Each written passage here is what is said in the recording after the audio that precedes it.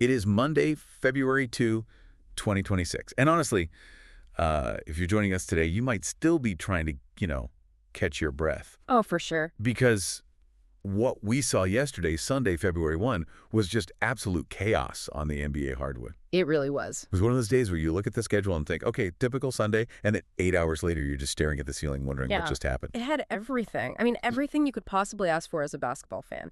We had double overtime thrillers that felt like playoff game sevens.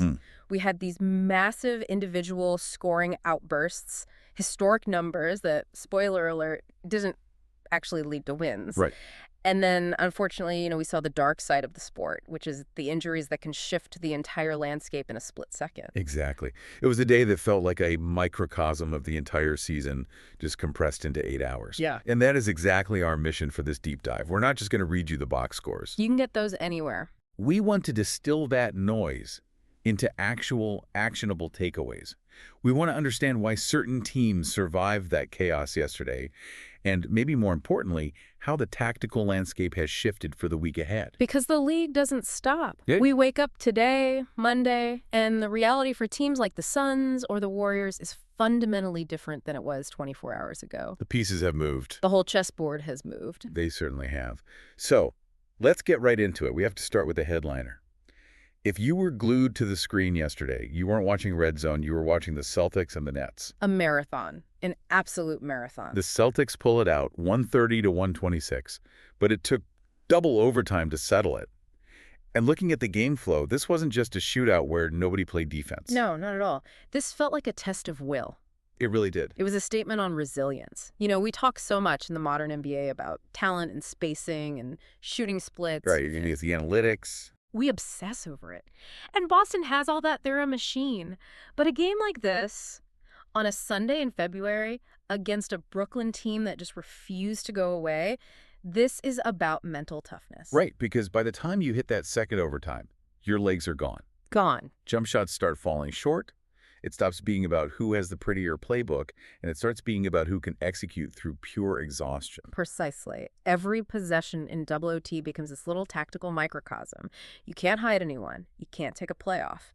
And for Boston to grind that out, 130 to 126, it sends a message. What's the message? It says, we can beat you with skill, we can beat you with threes, but if you want to turn this into a mud fight, we can win that way too. Which is a terrifying proposition for the rest of the East. It shows they have that different gear.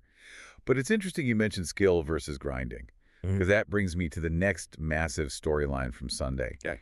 The Pacers versus the Thunder. This was a fascinating contrast in philosophy. The final score was Pacers 117, Thunder 114. But if you just looked at Twitter or the highlights, you'd think the Thunder won by 20. Oh, easily. Because Shai Gilgeous-Alexander was unbelievable. He was in a different stratosphere. He really was. He drops 47 points, the 40-piece, and yet they lose. And I think there's a really important lesson here for the listener about the difference between individual brilliance and winning basketball. Exactly. There is. And it's the classic empty calorie debate. Although I wouldn't call Shai's points empty because he's so efficient. But it does raise a question about resource allocation, but a defensive strategy. Shai had 47. He was unstoppable. Couldn't keep him out of the paint. You couldn't. But the Pacers, they played the numbers game. It felt like Indiana almost made a conscious decision. Like, okay, Shai is going to get his. He's an MVP-level talent. We can't stop him without compromising everything else. But we can stop everyone else. And that's a dangerous game to play, letting a superstar just cook like that. But Indiana proved that a balanced, disciplined team effort can narrowly edge out a supernova performance. They just withstood the storm. They realized that if they executed their offense, relied on their depth, and just outscored the aggregate of the Thunder, the 47 points didn't matter in the end.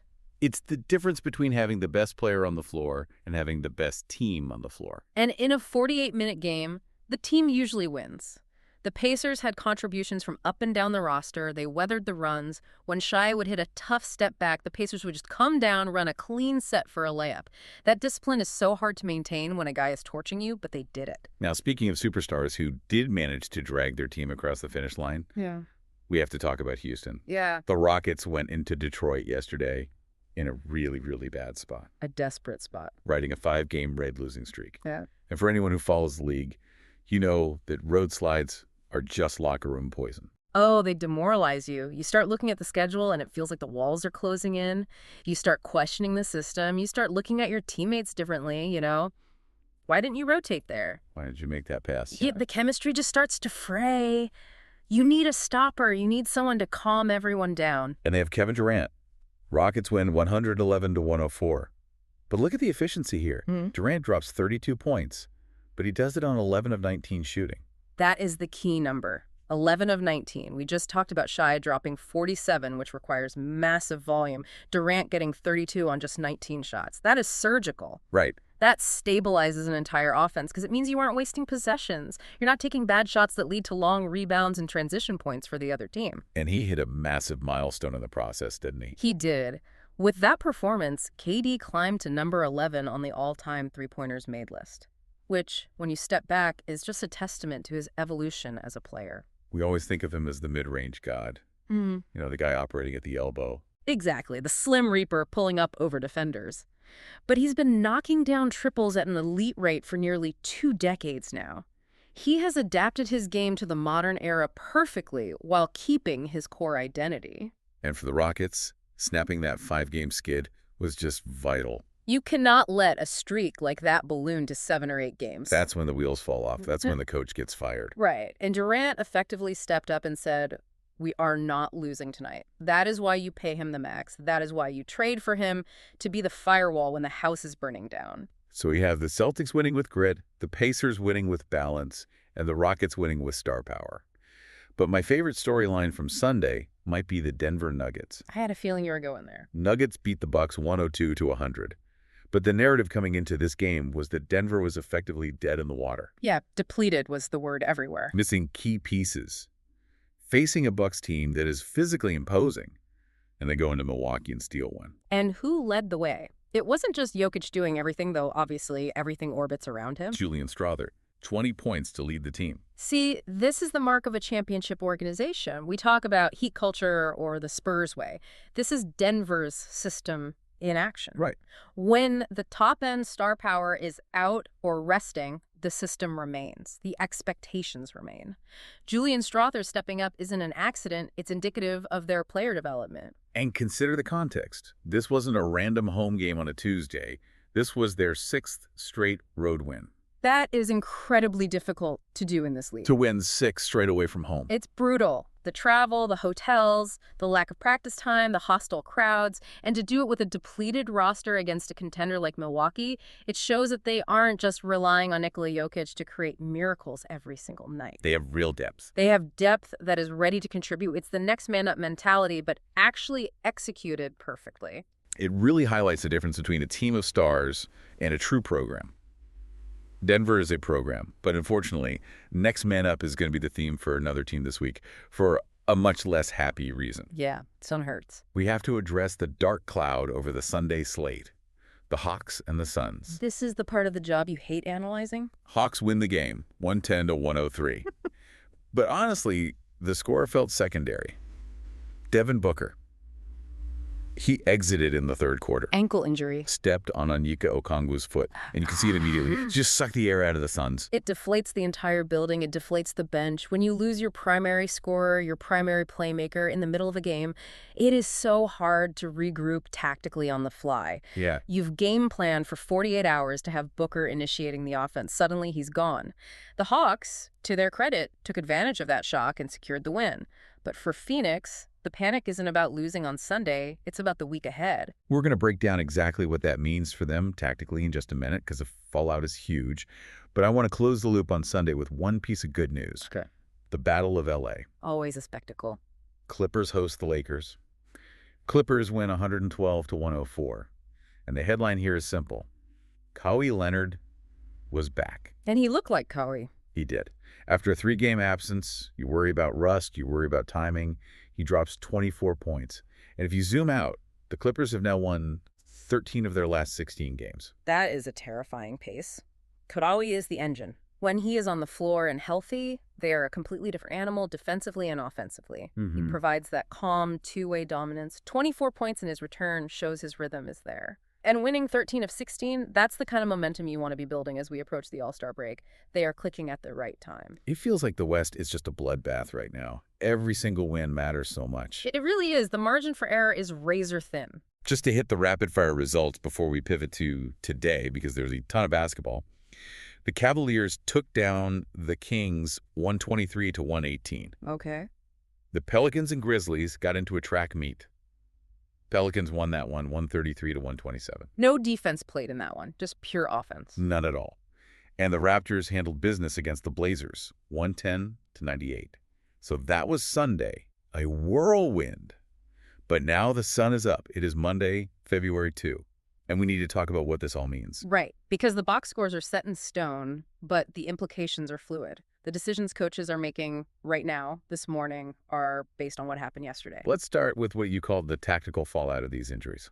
We mentioned Booker. That is the immediate problem for Phoenix starting today. So if you are the Suns coaching staff waking up this morning, what are you even looking at? You can't just plug in a bench guy and expect 28 points and 6 assists. No, and you can't run the same offense. That's the key. Booker draws so much gravity, he bends the defense just by standing at the top of the key. He forces double teams. He forces help rotations. Without him, the whole geometry of the court changes. They're going to have to change how they initiate offense. Do they run more through Durant in the post? Do they ask Beal to handle the ball more as a traditional point guard? Right. It makes them vulnerable in the short term because teams can defend them completely differently now. They can shrink the floor. They can clog the paint because they aren't terrified of Booker coming off a screen. Exactly. And it's not just the Suns. We had news regarding the Warriors and Jonathan Kuminga as well. Yes. Kuminga exited with an ankle and knee injury. The report is that he has an MRI scheduled.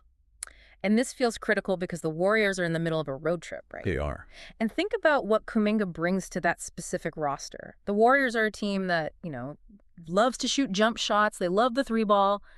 But Kuminga, he's their athleticism. They do the rim pressure. That's it. He is the guy who puts his head down, drives through contact, and collapses the defense from the inside out. He provides that vertical spacing. If he misses time, Golden State's rotation gets thinner, sure. But more importantly, they lose that dimension. They become easier to guard on the perimeter because you aren't as worried about the backdoor cut or the drive. They become a bit more one-dimensional. Their margin for error on this road trip just shrank significantly. It's that time of the season where attrition really starts to dictate the standings. Staying healthy is a skill. It is. But let's shift gears to something a bit more positive. Yeah. Let's talk about momentum. Because the Kia MVP ladder and the rookie ladder are shaking up, and there is some serious movement at the top. There's a lot of movement. Let's start in Philly. Tyrese Maxey. He has ascended into the top 5 of the Kia MVP ladder. Top 5. That is elite company. It is. And I want the listener to understand the magnitude of that. We viewed Maxey as a rising star or a Robin to Embiid's Batman for a while, but it's a top 5 MVP conversation. Yeah. That changes the scouting report entirely. How so? Does it change how teams defend him? It has to. It means opponents have to treat him as a primary MVP-level threat. You aren't just game planning to stop Embiid and hoping Maxey has an off night. Right. You have to scheme specifically to stop Maxey. You have to trap him on the pick and roll. You have to deny him the ball. And that creates a pick-your-poison scenario for defenses that is an absolute nightmare. If you double Embiid, Maxey kills you with speed. If you focus on Maxey, Embiid destroys you inside. It elevates the Sixers from a good team to a problem, a multi-headed monster. And down on the rookie front, we have a new king of the hill. We do, and this might surprise some people who haven't been watching Charlotte closely. Concanable has passed Cooper Flagg at the top of the rookie ladder. That is a huge shakeup. Cooper Flagg has been the name on everyone's lips since high school. He is, and Flagg has been great. He hasn't played poorly. But Nupela's impact on the Hornets has been undeniable. The phrase being used around the league is that he has a hive full of young talent buzzing in Charlotte. I like that visual. It fits. But seriously, it's not just empty stats on a bad team. Nupel is impacting winning. He's changing the culture there. He plays with a maturity and efficiency you just don't usually see from a rookie. So we have a real race now. That race Nupel versus Flagg is going to be incredibly fun to watch down the stretch. It's not a runaway anymore. Another storyline to keep an eye on today, and this is pure psychology, is the All-Star reserves. They were revealed yesterday, Sunday. Which means today, Monday, we are entering the snub game window. The snub game. I love this time of year. There is always a tactical chip on the shoulder factor the day after the rosters are announced. You have guys who feel they were disrespected, they check Twitter, they see the list, they see they weren't selected, and they come out firing. They want to draw 40 to prove everyone wrong. Exactly, it's personal. And conversely, you have the guys who just got selected, like the buzz we're seeing around the East and West reserves, who play with this burst of freedom. Validation. It's a confidence boost. Yeah. So when you're looking at the matchups tonight and this week, look for those guys. The guy who just missed the cut, bet on him being aggressive. The guy who just made his first team, watch for him to shoot with a little more swagger. It adds an extra layer of psychological drama to the games. So taking all of this in, the injuries, the road streaks, the ladder movements, who are you watching specifically this week? If you had to pick one team to really focus on, I'm watching the Denver Nuggets. can they keep it going? Exactly. They've won 6 straight on the road. They're winning ugly with guys like Strother stepping up. But can they maintain that dominance while still labeled as depleted? The law of averages says eventually fatigue sets in. Right. Eventually the road trip catches up. It has to. But they are defying that right now. If they can get through this week and keep winning, that's scary for the rest of the West. And on the flip side, I'm looking at Houston. The Rockets. They snapped the slide.